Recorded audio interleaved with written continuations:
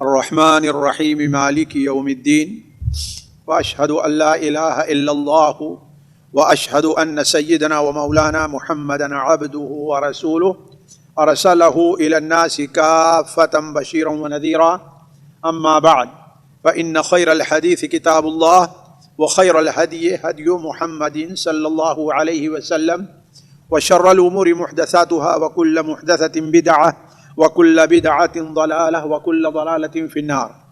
فأعوذ بالله السميع العليم من الشيطان الرجيم من همزه ونفخه ونفثه. بسم الله الرحمن الرحيم. يرفع الله الذين آمنوا منكم والذين أوتوا العلم درجات والله بما تعملون خبير.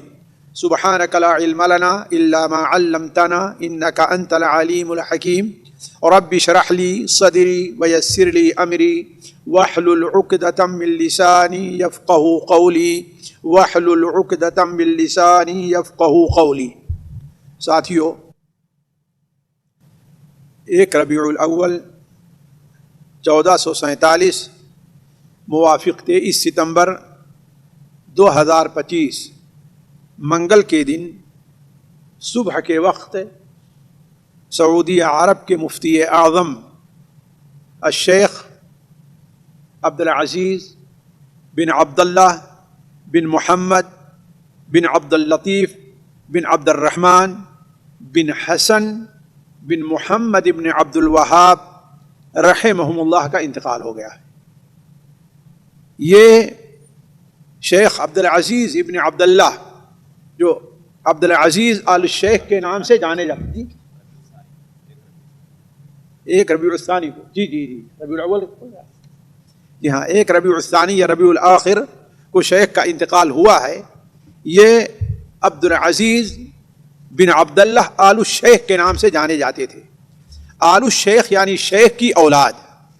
شیخ سے مراد کون ہے؟ شیخ سے مراد یہ محمد ابن عبد الوہاب ابن سلیمان التمیمی النجدی رحمہ اللہ ہیں، جو ہمارے اور آپ ہی نہیں بلکہ دنیا میں وہ فرقے، وہ جماعتیں جو سلف صالحین کے منہج ان کے طریقے سے ہٹی ہوئی ہیں، وہ انہی کی وجہ سے لوگوں کو وہابی کہتے ہیں.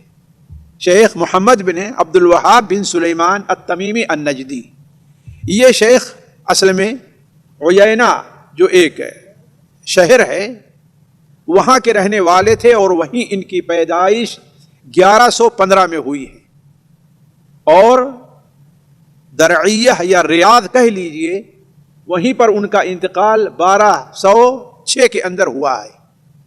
یہ ایک بڑے اچھے عالم دین تھے، دین کے داعی، اور اپنے عصر میں ایک مجدد کی حیثیت رکھتے تھے. انہی کی اللہ تعالیٰ کے فضل کے بعد کوششوں اور انہی کے علم کی برکت کا اثر ہے کہ آج پورے سعودیہ میں آپ کہیں بھی شرک کا کوئی اڈا نہیں پائیں گے. نہ ہی کہیں آپ پختہ قبر دیکھیں گے، نہ ہی آپ مزار دیکھیں گے، نہ ہی یہاں آپ آستانہ پائیں گے، اور نہ ہی قبروں پر گنبد بنا ہوا آپ پائیں گے. یہ انہی شیخ محمد ابن عبد الوہاب ابن سلیمان، جن کے نسل سے ہیں شیخ عبدالعزیز بن عبداللہ بن محمد بن عبداللطیف آل الشیخ رحمہ اللہ. یہ سب سے پہلے آپ کے سامنے یہ بات میں ذکر کر دوں کہ یہ جو خاندان ہے، یہ خاندان بڑا مبارک خاندان ہے، اور یہ بات میں کسی کو سنانے یا کسی کو دکھانے کے لیے نہیں، اس لیے کہ ہماری بات جن لوگوں کے سامنے ہو رہی ہے، جو لوگ سنیں گے، وہ بات ان لوگوں کو اس کی خبر بھی کبھی نہیں ہوگی. لیکن حقیقت یہ ہے کہ یہ خاندان بڑا مبارک ہے. ان سے محبت ہمارے دین کا حصہ ہے. ان سے اور اس خاندان سے محبت کرنا ہمارے دین کا حصہ ہے. کیوں؟ اس لیے کہ پوری دنیا پر جس ایک شخصیت کا بہت بڑا اثر رہا ہے، یہ دینی طور پر ماضی قریب میں آپ کوئی دوسرا عالم نہیں پائیں گے. ہمارے ہاں ہندوستان میں اور پاکستان میں اور بنگلہ دیش میں سید احمد شہید اور شاہ اسماعیل شہید کی تحریک کا اثر رہا ہے. کہ یہ لوگ شرک اور بدعات کے خلاف بیڑا اٹھائے اور بہت بڑی اصلاح ہوئی، خصوصاً سید شاہ اسماعیل شہید رحمہ اللہ کی کتاب تقویت الایمان کے ذریعے اللہ تبارک و تعالیٰ نے کتنے لوگوں کی زندگی کی دھارا بدل دی ہے۔ لیکن عالمی طور پر پورے عالم میں اگر کسی شخصیت کا دینی طور پر اثر ہوا ہے ان آخر کی چند صدیوں میں، تو جو اثر شیخ محمد بن عبد الوہاب رحمہ اللہ کا ہوا ہے وہ کسی اور ذات کا اثر نہیں ہے۔ چاہے افریقہ میں دیکھ لیجئے، ایشیا میں دیکھ لیجئے، امریکہ میں دیکھ لیجئے یا یورپ کے اندر دیکھ لیجئے، شیخ کا اثر آپ کو ہر جگہ دکھائی دے گا۔ اور ان کی کتابیں اور ان کا نام لینے والے آج بھی بہت سے علاقے آپ کو پوری دنیا میں ملیں گے جہاں مسجدوں میں ان کی کتابوں کو سبقن پڑھایا جاتا ہے۔ میں ایک چھوٹا سا طالب علم ہوں، میں اپنے علم کی بنیاد پر کہہ سکتا ہوں کہ شیخ محمد بن عبد الوہاب رحمہ اللہ کی کتاب جو کتاب التوحید ہے، اس کتاب کی ثانی اس موضوع پر کوئی دوسری کتاب مطلق نہیں ہے۔ جیسے امام بخاری رحمہ اللہ نے حدیث پر کتاب لکھی صحیح بخاری، جس کی مثال اور جس جیسی کوئی کتاب آپ کو نہیں دکھائی دے گی۔ ایسے بہت سے علماء نے مختلف فنون پر لکھی۔ حافظ بن حجر رحمہ اللہ نے صحیح بخاری کی شرح کی، ان کے چلے جانے کے بعد آج تک کوئی دوسرا آدمی ایسی کتاب نہیں لکھ سکا۔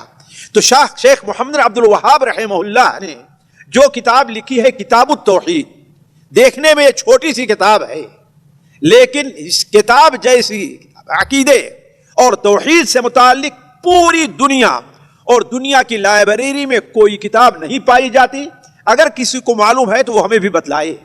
اور عجیب چیز یہ ہے ساتھیو، اس کتاب کے اندر شیخ کی اپنی عبارت کم ہے، شیخ نے صرف باب قائم کیا ہے بس، باقی اپنی طرف سے کوئی چیز نہیں۔ پہلے آیات نقل کیے ہیں، پھر اس کے بعد 1 2 3 جیسے حدیثیں ملی ہیں اس کو حدیثوں کو نقل کیا ہے۔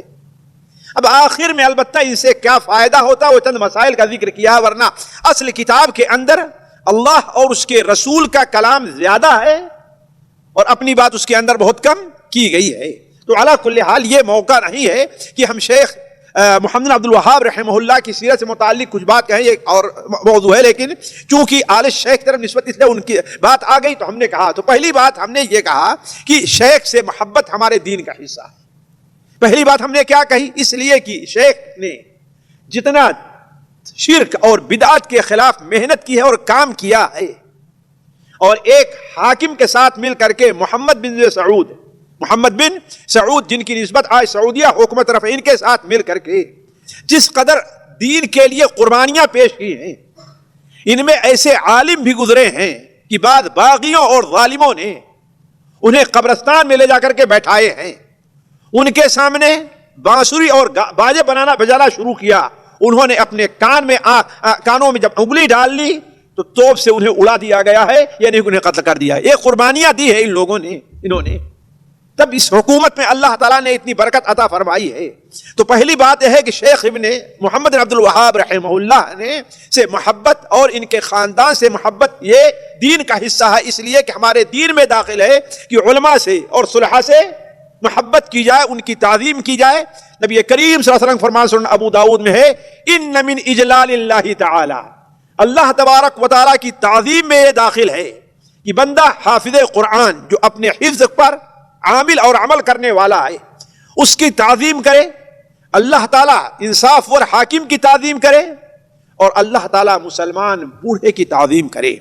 دوسری چیز یہ ہے کہ نبی کریم صلی اللہ علیہ وسلم کی ایک حدیث ہے جس سے اس خاندان کی اہمیت معلوم ہوتی ہے، جس خاندان کی، شیخ محمد عبد الوہاب رحمہ اللہ کے خاندان کی اہمیت اور ان سے محبت کا سبق ہمیں ملتا ہے۔ حضرت ابو ہریرہ رضی اللہ تعالی عنہ کی حدیث صحیح بخاری اور صحیح مسلم میں ہے۔ حضرت ابو ہریرہ رضی اللہ تعالی عنہ بیان کرتے ہیں کہ میں بنو تمیم سے محبت کرتا ہوں، جس کی 3 وجہ ہے، اس لیے کہ ہم نے نبی صلی اللہ علیہ وسلم سے 3 باتیں سنی ہیں۔ یعنی حضرت ہریرہ کیوں کرے؟ بنو تمیم یہ کون ہے؟ بنو تمیم وہی ہے جس خاندان سے شیخ محمد عبد الوہاب رحمہ اللہ ہیں، اس لیے کہ وہ جیسا کہ ہم نے کہا محمد بن عبد الوہاب بن سلیمان التمیمی ان نجدی ہے، بنو تمیم سے ہیں۔ تو حضرت ابو ہریرہ کہتے ہیں کہ جب سے ہم نے نبی کریم صلی اللہ علیہ وسلم سے 3 باتیں سنی ہیں میں اس خاندان سے محبت کرتا ہوں. پہلی بات کیا ہے؟ یہ نبی صلی اللہ علیہ وسلم کا فرمان ہے. چاہے ہمارے اوپر وہابی ہونے کا حکم لگے، نجدی ہونے کا حکم لگے، یہ ساری کے سارے الزامات اور جھوٹ اور اتہام ہے. قیامت کے دن ان لوگوں کو اللہ تعالیٰ کے سامنے حاضر ہونا اور اس کا جواب دینا پڑے گا. اللہ کے رسول صلی اللہ علیہ وسلم نے کیا بیان فرمایا کہ حضرت ابو ہریرہ نے کیا بیان فرمایا کہ اللہ کے رسول نے بیان فرمایا کہ میری امت میں، ساری امت میں، عرب لے کر کے، عجم لے کر کے، جہاں دوسرے جگہ کے لوگ چاہے جتنا شور کرتے ہو کہ ہاں فوج ہماری آ گئی ہے، اب کس کے لیے؟ ہماری طرف سے دفاع کرنے کے لیے. یہ سب دعوے ہیں، حقیقت واللہ بہتر جانتا ہے. لیکن آپ صلی اللہ علیہ وسلم جو بیان فرمایا کیا؟ میری امت میں بنو تمیم کے لوگ دجال کے اوپر سب سے سخت ثابت ہوں گے، یعنی دجال سے سب سے زیادہ مقابلہ کریں گے، دجال سے لڑیں گے اور دجال کے خلاف اٹھ کھڑے ہوں گے، جبکہ دوسرے لوگ دجال کا ساتھ دینے کے لیے تیار ہو جائیں. دوسری چیز آپ صلی اللہ علیہ وسلم نے بیان فرمائی، حضرت ابو ہریرہ بیان کرتے ہیں کہ نبی کریم صلی اللہ علیہ وسلم کے پاس بنو تمیم کے طرف سے صدقات اور خیرات آئے، تو آپ نے ان صدقات اور خیرات کو دیکھا تو آپ نے کہا کہ یہ میری قوم کے صدقات ہیں، یعنی آپ نے انہیں اپنی قوم کا ایک فرد قرار دیا، یہ میری قوم کے، میری جماعت کے صدقات ہیں. اور حضرت ابو ہریرہ بیان کرتے ہیں کہ مائی عائشہ رضی اللہ تعالی عنہا کے پاس ایک لونڈی تھی، ایک خادمہ تھی جو حضرت عائشہ کی خدمت کیا کرتی تھی. جب آپ صلی اللہ علیہ وسلم نے جان لیا کہ یہ بنو تمیم کی ہے، کس سے ہے؟ بنو تمیم کی، تو آپ صلی اللہ علیہ وسلم مائی عائشہ سے کہا اعتقیہا، اس کو تم آزاد کر دو، اسے غلام بنا کر کے نہ رکھو. فَإِنَّهَا مِنْ وَلَدِ اسماعیل، اس لیے کہ یہ حضرت اسماعیل علیہ السلام کی اولاد سے ہے. تو کہنے کا مطلب یہ ہے کہ اس خاندان سے محبت یا اس خاندان کی جو خصوصیات ہیں وہ دنیا میں بہت کم خاندان کو ملی ہیں. اسی طریقے سے ساتھیوں، میں آج کئی سالوں سے یہ بات سوچتا آیا ہوں اور لوگوں سے کہتا ہوں کہ اللہ تعالیٰ نے اس دنیا میں بڑے علماء پیدا کیے، امام پیدا کیے، یہ کسی پر پوشیدہ نہیں، اور دنیا کے ہر ملک میں ایسا ہوا ہے. اہل اللہ والے، اللہ کے اولیاء پیدا ہوئے، لیکن علمی سلسلہ، یعنی باپ بھی عالم ہو، بیٹا بھی عالم ہو، پوتا بھی عالم ہو، بھتیجا بھی عالم ہو، اور وہ نہیں 1 2 نہیں 3 4 5 6 نسلوں تک چلتا آئے. جیسے ابھی ہم نے کہا کہ یہ شیخ عبدالعزیز بن عبداللہ بن محمد بن عبد اللطیف بن عبد الرحمن بن حسن بن آل الشیخ، یعنی دیکھیں کہ 6 نسل ہوئی. آج ان کی 6 یا 7ویں نسل یہاں پائی جا رہی ہے، اور اہل علم علماء کا سلسلہ اس خاندان سے ختم نہیں ہوا. علماء کا سلسلہ اس خاندان سے ختم نہیں ہوا ہے. اور اللہ نے جو عزت دی ہے شاید کسی اور خاندان کو دیا. اس کی ایک مثال ہے، یہ 100 سال جو پیچھے گزرے ہیں، ان میں آپ یہ دیکھیے کہ کن لوگوں کو عرفہ کے میدان میں خطبہ دینے کا موقع ملا ہے.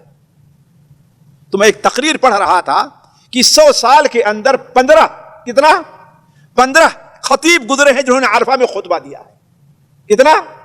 15 میں سے 8 وہ ہیں جنہوں نے صرف ایک بار خطبہ دیا ہے، بس، یعنی 1 سال خطبہ دیا ہے، اور باقی جو سال بچ رہے ہیں وہ سارا کا سارا خطبہ اسی خاندان کے لوگوں نے دیا. اس خاندان کے خود یہ شیخ آل شیخ 35 سال تک، کتنا؟ 1 2 نہیں 35 سال تک عرفہ کا خطبہ دیتے رہے. عرفہ کے میدان میں ان کا خطبہ چلتا رہا ہے. تو وہی میں کہہ رہا تھا کہ اس خاندان میں جو علماء کا سلسلہ چلا ہے اور آج تک چلا، اور ایسے دیکھیے ہر خاندان میں عالم ہے، لیکن دنیا پر ان کا اثر ہو، دنیا ان کا قبول کرے، دنیا ان کو مانے، یہ چیز جو ہے کم خاندان میں پائی گئی ہے. تو یہ چیز تھی جو حضرت شیخ عبدالعزیز ابن عبداللہ ابن باز عبداللہ آل شیخ رحمہ اللہ کے خاندان سے متعلق تھی. البتہ جہاں تک مفتی اعظم کا تعلق ہے، ان کا نام جیسا کہ ہم نے کہا عبدالعزیز بن عبداللہ بن محمد بن عبد اللطیف بن عبد الرحمن بن حسن ابن محمد بن عبد الوہاب. ان کی پیدائش یہ 1360 کے قریب ہے، اباست میں 1360 60 یا 62 میں، یعنی عربی کے لحاظ سے 1940 41 42 کے قریب ہوگی. مکہ مکرمہ میں ان کی پیدائش ہے. پیدائش سے اللہ تعالیٰ نے ان کی آنکھوں میں جو نظر تھی کمزوری آتی، بلکہ کافی بھینگا پن تھا، لیکن اللہ تبارک و تعالیٰ نے ذہن بڑا تیز دیا تھا. ذہن بڑا تیز دیا تھا. ابھی 8 سال کی عمر تھے کہ ان کا والد کا انتقال ہو گیا. کتنے تھے؟ 8 سال کے. اور ان کی پرورش ان کی والدہ نے کی ہے. اور عجیب تاریخ کا یہ معاملہ ہے.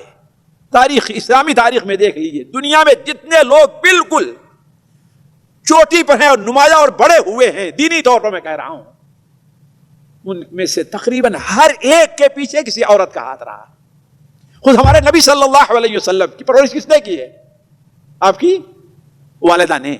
اسی لیے عربی کی ایک مثل ہے، وراء کل عظیم امرأة، ہر بڑے کے پیچھے کسی عورت کا ہاتھ ضرور ہے. تو یہ شیخ رحمہ اللہ کی پرورش کس نے کی ہے؟ ان کی والدہ نے. اور چھوٹے ہی پن سے انہیں قرآن حفظ کرنے کے لیے لگا دیا. 11 سال کی عمر تھی کہ انہوں نے قرآن مجید کو خوب اچھی طریقے سے یاد کر دیا اور علم حاصل کرنے لگے. بڑے بڑے علماء جیسے ان کے چچا تھے شیخ محمد بن ابراہیم، یہ دنیا کے اندر بڑے مشہور علماء میں گزرے ہیں. حتیٰ کہ ان کی وفات پر اس وقت بی بی سی لندن نے خصوصی پروگرام رکھا تھا، اور یہ پہلے محمد بن ابراہیم رحمہ اللہ یہ پہلے مفتی اعظم تھے سعودیہ کے، محمد بن ابراہیم. اور اللہ تعالیٰ نے اس شخص کو، اگرچہ نابینا تھے لیکن اس شخص کو عجیب علم عطا فرمایا تھا اور عجیب جرات عطا فرمائی تھی. جرات اور دلیری، حقان دوسروں کے سامنے اسے دلیری سے بات کرنا کہ سبحان اللہ. تو ان سے اور شیخ ابن باز اور دوسرے علماء سے انہوں نے علم حاصل کیا. قصہ خیر مختصر یہ ہے کہ علم حاصل کرتے کرتے ابھی یہ انٹرمیڈیٹ پار کر چکے تھے اور بی اے میں کلیہ میں ان کو داخلہ لینا تھا کہ ایک آنکھ کا ڈاکٹر آیا ریاض میں اور یہ بتایا گیا کہ ہاں یہ بڑا ماہر ڈاکٹر ہے. شیخ بھی اپنے آنکھ کے علاج کے لیے گئے تو اس نے کہا کہ آپ کا علاج ممکن ہے. چنانچہ آنکھوں کا آپریشن ہوا اور اللہ کا کرنا یہ کہ آپریشن کامیاب نہیں ہوا. اب تک شیخ جو آنکھوں سے دیکھ کر چل لیتے تھے اب وہ بینائی بھی وہ ختم ہو گئی، بالکل نابینا ہو. دونوں آنکھوں کی بینائی مکمل طور پر جاتی رہی. شیخ کا ایک پروگرام میں سن رہا تھا جس میں شیخ کہہ رہے تھے، بیان کر رہے تھے اپنی پوری سیرت اور اپنی آنکھوں کے جانے کا جو معاملہ ہے بیان کر رہے تھے. تو اس وقت انہوں نے کہا کہ مجھے امید ہے کہ اللہ تعالیٰ اب اس کے عوض مجھے جنت دے گا. کیوں؟ صحیح بخاری میں نبی کریم صلی اللہ علیہ وسلم کی حدیث ہے کہ اللہ تعالیٰ فرماتا ہے کہ میں اپنے جس بندے کی دونوں آنکھیں لے لوں، میں اپنے جس بندے کی، اسی لیے ساتھیوں کسی نابینا خصوصاً اگر عالم ہے، حافظ قرآن ہے، مسلمان ہے، دیندار ہے، بے دین نہیں ہے، تو اسے ہمیں حقیر نہیں سمجھنا چاہیے. اس نے اگر صبر کیا ہے تو اسی دنیا میں جنت اپنے لیے خرید لی. نبی کریم صلی اللہ علیہ وسلم کا فرمان ہے، میں اپنے جس اللہ تعالیٰ فرماتا ہے میں اپنے جس بندے کی دونوں آنکھیں لے لوں اور وہ صبر کر لے. کیا کرے؟ وہ صبر کر لے تو اس کے لیے میں جنت کے علاوہ کسی اور جزا کا پر راضی نہیں ہوں گا. یعنی اس کے لیے گویا کی جنت ہے. شیخ اللہ تعالیٰ نے چونکہ ذہن دیا تھا اس لیے وہ اپنی پڑھائی کو جاری رکھے، یہاں تک کہ بی اے پاس کر لیا. بی اے پاس کرنے کے بعد وہ امام متعین ہوئے. یہ 1357 لے لیجیے، یعنی 1987 ہوگا تقریباً، ہے نا، اسی سے وہ امام بنائے گئے ہیں. کچھ دنوں تک آج جہاں پر جامع کبیر ریاض میں ہے اس کے بغل میں ایک مسجد ہے جسے مسجد شیخ محمد بن عبد اللطیف کہا جاتا ہے. اس مسجد کے اندر امام رہے اور پھر اس کے بعد شاید 1412 یا 1412 میں ہمارے خیال سے یہ جو بڑی جامع مسجد جامع الکبیر ہے اس میں امام متعین کر دیے گئے اور اپنے آخری عمر تک رہے، وہیں پر خطبہ دیتے رہے، نماز پڑھاتے رہے اور تراویح پڑھاتے رہے. اور عجیب، آپ ان لوگوں سے جن میں میرے بھائی بھی ہیں، آپ ذرا ان سے ذرا پوچھ لیں کہ جب تراویح پڑھاتے تھے، حالانکہ عام قرہ کے طریقے سے ان کی آواز میں کوئی ایسی مٹھاس نہیں، لیکن اللہ نے ایک مقبولیت دی تھی کہ کس قدر جو ہے عورتیں اور مردوں کی بھیڑ ہو جایا کرتی تھی. ہمارے بھائی بیان کرتے ہیں کہ جب وہاں شمیسی کے علاقے میں رہتے تھے ریاض میں، کبھی کہا کہ رمضان میں مغرب کے بعد سے میں دیکھتا تھا، خصوصاً وہاں پر پٹھانوں کی بڑی آبادی ہے اس علاقے میں، کہا کہ دیکھیں پٹھان اپنے بچے اور بیویوں کو لے کر کے اس قدر روڈ پر نکلتے تھے، ایسا تو کوئی عید کا دن ہے، لوگ سب عید کے لیے نکلے ہوئے ہیں۔ تو اللہ تبارک و تعالیٰ نے ان کو بڑی مقبولیت دی تھی، اس وقت سے امام اور خطیب رہے۔ آخر میں چند سالوں سے ان کی زبان کے اندر گویا ذرا کمزور پڑ گئی، تو ان کا بیٹا جو ہے جو عالم ہے، ان کا بیٹا عبداللہ بن عبدالعزیز وہ خطبہ دینے لگا ہے۔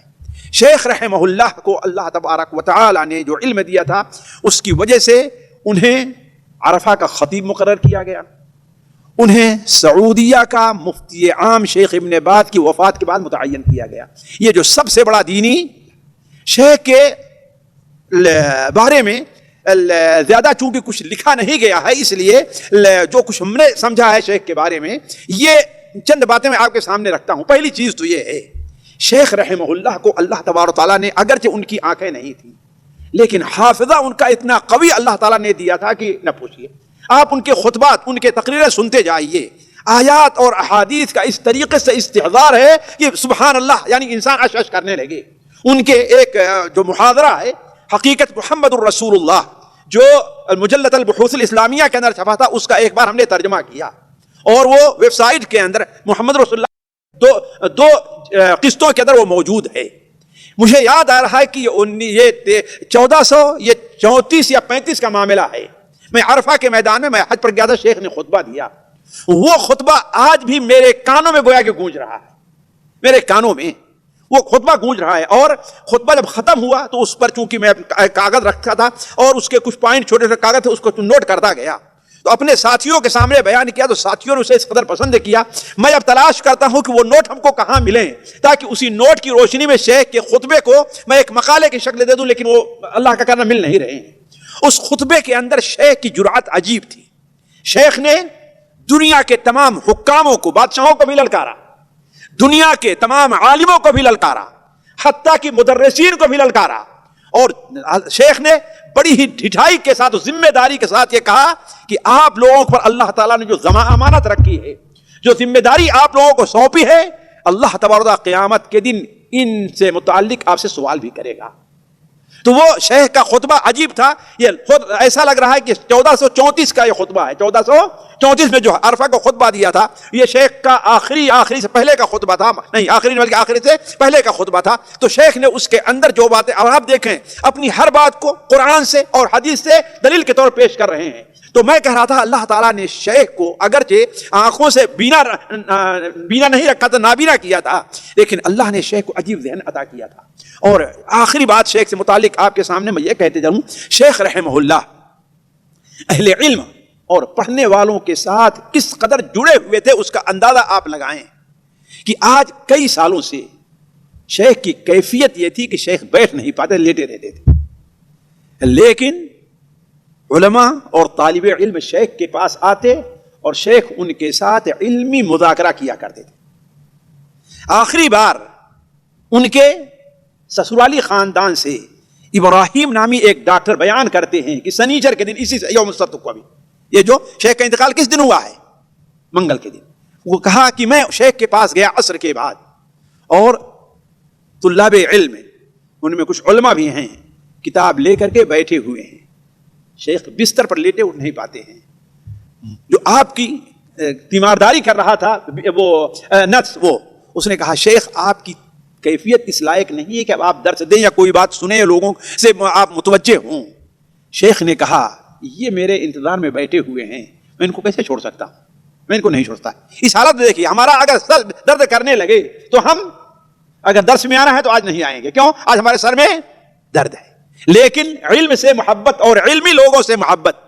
شیخ نے کہا، شیخ کے سامنے پڑھنا شروع کیا، شیخ سنتے رہے اور بعض ضروری چیزیں جو ہے اس پر تعلیق لگاتے رہے، یہاں تک کہ کچھ دیر میں شیخ کو اتنا درد پیدا ہوا کہ شیخ سے بیٹھا وہاں پر رہا نہیں گیا۔ جلدی سے جب نرس کو وہاں پر آیا، ان کا جو ممرض جس کو کہتے آیا، تو کہا شیخ آپ کی کیفیت اب یہ نہیں ہے کہ آپ یہاں پر رہیں، اور فوراً شیخ کو ہاسپٹل نقل کیا گیا، اور اسی حالت میں شیخ منگل کے دن دنیا سے رخصت ہو گئے۔ اللہ تبارک و تعالیٰ ان کے اوپر رحم فرمائے۔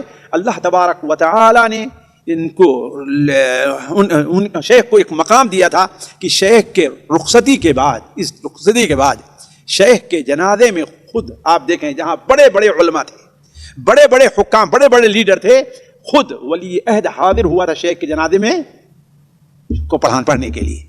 اللہ تعالیٰ شیخ کے اوپر رحم فرمائے۔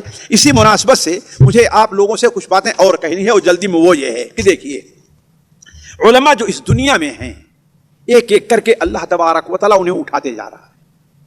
ہمیں یاد رکھنا چاہیے کہ علماء کی مثال اس دنیا میں تاروں جیسی ہے، یعنی تارے اگر دکھائی دے رہے ہیں تو انسان اپنا راستہ آسانی سے معلوم کر لیتا ہے۔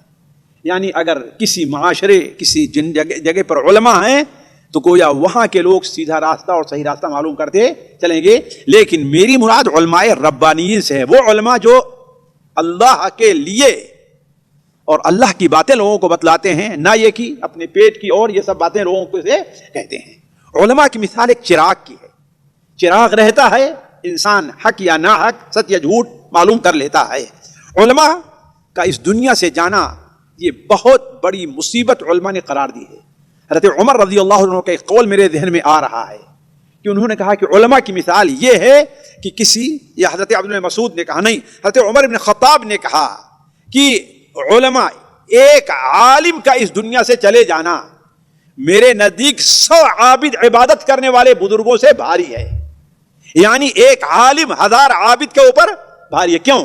اس لیے جو عبادت کر رہا ہے بیٹھ کر کے اس کو اپنا فائدہ مل رہا ہے، لیکن عالم سے پورے سماج کا، پورے معاشرے کا اور پوری جماعت کو فائدہ ملتا ہے۔ حضرت عبداللہ ابن مسعود رضی اللہ عنہ فرمایا کہ عالم کی مثال یہ ہے کہ کسی گاؤں کے اندر، کسی معاشرے میں 2 شخص موجود ہوں، 2 عالم۔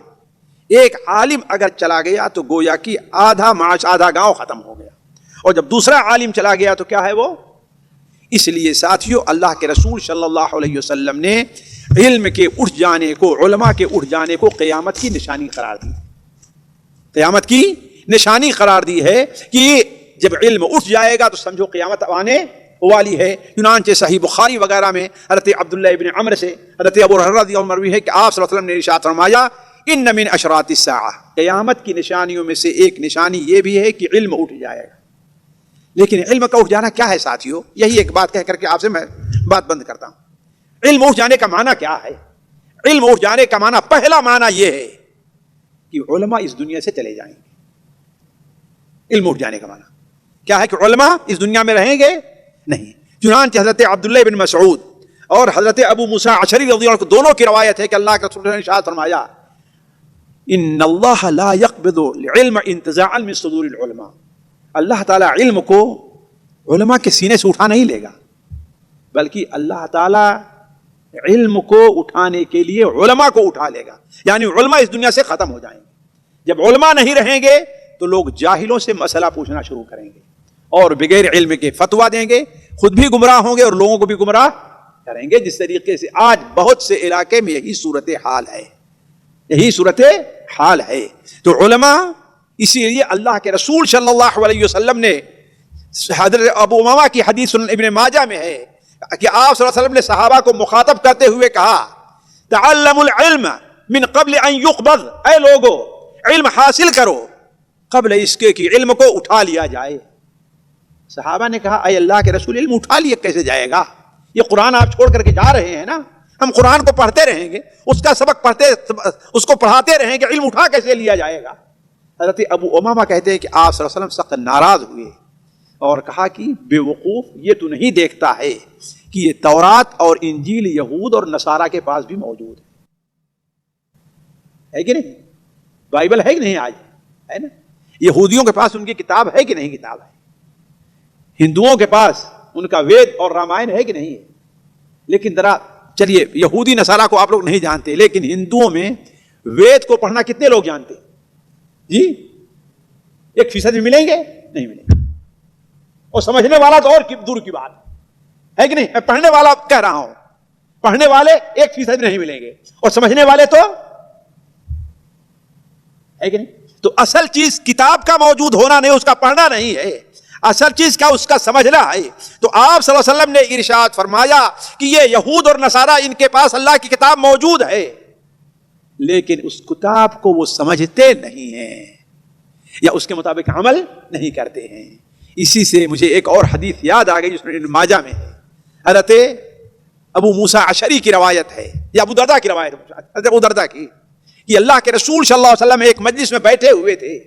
آپ صلی اللہ علیہ وسلم نے آسمان کی طرف دیکھا اور کہا میں جس وقت کی بات کر رہا ہوں یہ وہ وقت ہے جب کہ علم اٹھا لیا جائے گا. کیا کہا آپ نے ساتھیو؟ اس لیے میں یہ باتیں رکھ رہا ہوں کہ علماء کی قدر کی جائے. سب سے اہم چیز یہ ہے کہ ان کے حقوق کو پہچانا جائے, ان سے محبت کی جائے, ان کو عزت دی جائے اور ان کی باتوں کو سنا جائے اور جو کچھ بتائیں ان سے سیکھا جائے. علم کے اٹھ جانے کا ایک معنی یہ بھی علماء نے ذکر کیا ہے, یہ بھی ذکر کیا ہے کہ لوگ بڑے علماء کو چھوڑ کر کے چھوٹے چھوٹے جو طالب علم ہیں ان سے علم حاصل کرنا شروع کریں گے. آج یہ مصیبت ہمارے ہندوستان پاکستان میں بالکل چھائی ہوئی ہے. ایک بڑے سے بڑا عالم آئے, اس کی تقریر سننے کے لیے کوئی نہیں جائے گا, اور ایک جو گا کر کے بیان کرنے والے ہیں, جو قصہ سنانے والے ہیں, ہے نا, جو راگ الاپنے والے ہیں, ہے کہ نہیں ہے. تقریر میں بھی راگ, یہ کون سی تقریر ہے؟ یہ تو قوالی آپ سنا رہے ہیں لوگوں کو, ہے نا. اللہ تعالیٰ فرماتا ہے ایسا کرو, ہے کہ نہیں. یہ کون سی تقریر ہے کہ نہیں؟ کون سا خطاب ہے؟ یہ تو قوالی سنا رہے ہیں نثر میں آپ لوگ. تو کہنے کا مطلب یہ ہے لوگ آج ان کی باتیں زیادہ سنتے ہیں اور علماء کی باتیں سننے کے لیے تیار نہیں. تو آپ صلی اللہ علیہ وسلم نے بیان فرمایا یہ اس وقت کی بات ہے کہ علم اٹھ جائے گا. صحابہ نے کہا اے اللہ کے رسول, زیاد ابن لبید ایک صحابی, اے اللہ علم اٹھے گا کیسے؟ یہ قرآن ہے, ہم خود پڑھائیں گے, اپنے بچوں کو پڑھائیں گے, ہمارے بچے اپنے بچوں کو پڑھائیں گے, اس طریقے سے یہ سلسلہ قیامت تک چلتا رہے گا, علم کبھی اٹھے گا نہیں. آپ نے کہا زیاد میں تم کو عقل مند سمجھتا تھا, بڑے بیوقوف نکلے تم. ان یہود اور نصارہ کو دیکھتے نہیں ہو, یہود اور نصارہ کو تم دیکھتے نہیں. ان کے پاس تورات اور موجود انجیل موجود ہے, وہ پڑھتے بھی ہیں لیکن کسی بات پر عمل نہیں کرتے. کسی بات پر عمل, تو قرآن پڑھنا, حدیث پڑھنا اور عمل نہ کرنا, یہ گویا کہ علم اٹھ جانا ہے. علم کیا ہے؟ اور جو علماء خود عمل نہیں کرتے, ہم انہیں علماء کہتے ہیں, اور وہ عمل نہیں کرتے وہ عالم نہیں. دیکھیں ممبر پر کھڑے ہوں گے, داڑھیاں کٹی ہوئی, تقریر کرنے آئیں گے اور داڑھی ہے کہ نہیں, 12 بجے 1 بجے 2 بجے تک تقریر کریں گے, اور فجر کی نماز میں آپ دیکھیے تو وہ عالم صاحب کہاں بھائی اپنے کمرے میں پڑھ لیا. تو ایسے لوگ عالم نہیں, ایسے لوگ جاہل ان سے بہتر ہیں. تو کہنے کا مطلب یہ ہے ساتھیوں کہ علماء کا اس دنیا سے چلے جانا یہ بہت بڑی مصیبت اور بہت بڑا خسارہ ہے. اسی لیے کہا جاتا ہے موت العالم موت العالم. ایک عالم کا اس دنیا سے چلے جانا گویا کہ اس عالم کا, دنیا کا ختم ہو جانا. کیوں؟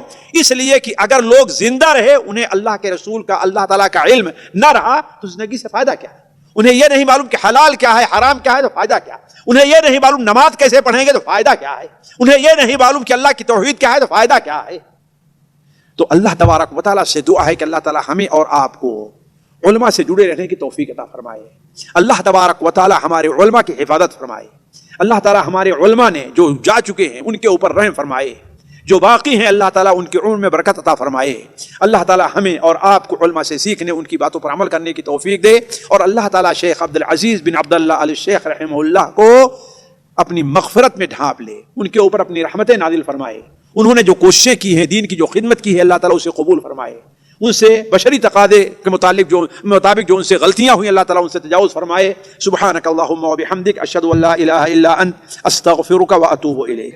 ہمارے علمی اور عوامی دروس اور سوال و جواب کی مجلسوں سے آپ خود بھی مستفید ہوں اور اپنے دوست و احباب کے ساتھ بھی شیئر کریں. عین ممکن ہے کہ آپ کے شیئر سے کسی کی اصلاح اور آپ کے لیے صدقہ جاریہ بن جائے. واٹس ایپ پر اسلامک میسج حاصل کرنے کے لیے نمبر نوٹ فرمائیں. یعقوب عزیز 00966 5089 59707. واٹس ایپ سوال جواب گروپ میں ایڈ ہونے کے لیے نمبر نوٹ فرمائے. عبدالسلام عمری 00966 502627 نمبر بھیجتے ہوئے نام اور پتہ ضرور لکھیں. اسی طرح ہمارے یوٹیوب چینل اسلامی دعویٰ کو ضرور سبسکرائب کریں تاکہ ہماری ہر نئی اور اہم ویڈیو کی اطلاع آپ کو فوری حاصل ہو جائے. تمام دروس, مقالات اور سوال جواب سیریز کے لیے ہماری مشہور ویب سائٹ www.islamidawah.com کا مشاہدہ کرتے رہیں. السلام علیکم ورحمۃ اللہ وبرکاتہ.